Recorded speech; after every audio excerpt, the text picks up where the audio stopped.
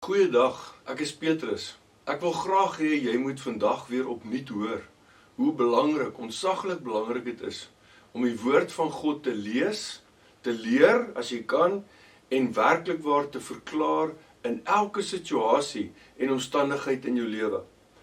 As ons veel eerder as ons oor ons probleme te praat en die situasies in ons lewens oor en oor te bespreek met almal rondom ons, kan ons veel eerder die woord van die Here verklaar, in geloof verklaar natuurlik. In Jeremia 15 vers 16 sê, toe u woorde gevind is, het ek hulle verslind. Met ander woorde, ek het hulle gretig opgeëet, né? U woorde was vir my 'n vreugde, 'n genot vir my hart. U naam is immers oor my uitgeroep, Here God van alle magte.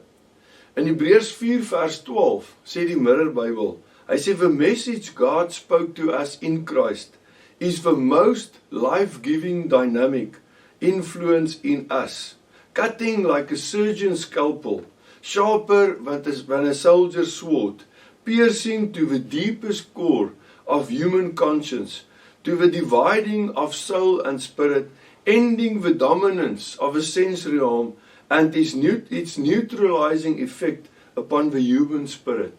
Met ander woorde, op hierdie wyse, wanneer jy met die woord van die Here, word jou gees vrygestel om weer eens, nie jou gevoelens nie die sensoriaal nie, maar jou gees, wat reg met Christus is, en geregtigheid is, weer eens die regerende invloed in jou gedagtes en in die intensies van jou hart.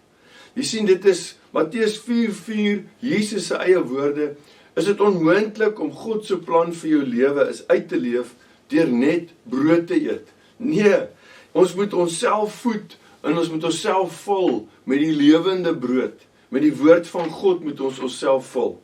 En dan moet ons in elke situasie en elke moontlike omstandigheid, selfs positief, maar veral die negatiefes, moet ons die woorde van die Here verklaar. In geloof die woorde van die Here verklaar. Die vyand weet, ons autoriteit as kinders van God is in ons mond, Spreuke 18:21. Maar hy gee nie om dat jy autoriteit het oor jou woorde nie. Onthou, hy's 'n leienaar, hy's 'n dief, hy's 'n moordenaar. En enigiets sal hy doen. Hy sal enigiets doen om jou tuin, as ek 'n voorbeeld kan gebruik, jou tuin totaal in chaos te verander. 'n Voorbeeld daarvan ken ons almal. Toe die duiwel die slang in die tuin van Eden verskyn het, en alles daarom ver gegooi het, was Adam veronderstel, en ek weet dit is maklik vir my om te sê, maar Adam was veronderstel om net daarvoor om te sê, jou aaklige slang uit my tuin uit. Hy moes hom dadelik verwyder het. Maar net soos in die tuin van Eden kom, lieg hy ook in ons lewens.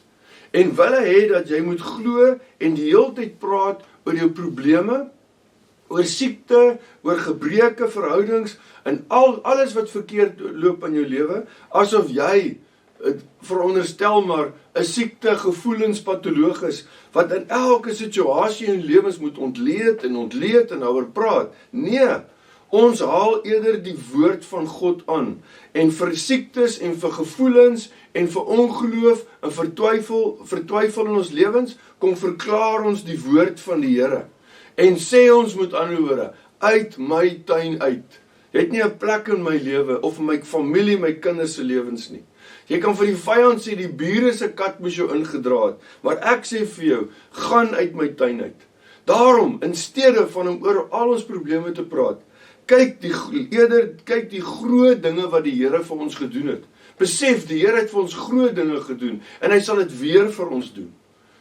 Jeremia 15:16 weer eens, ek verslind u woorde, het Jeremia gesê. Hulle is vir my 'n vreugde. U woorde, Here, is vir my 'n genot vir my hart. U naam is immers oor my uitgeroep, Here God van alle magte. Liefde en seën vir jou en jou gesin. Amen.